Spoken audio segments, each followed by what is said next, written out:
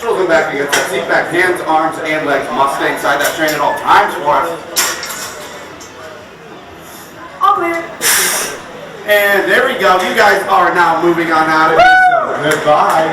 And make sure you enjoy.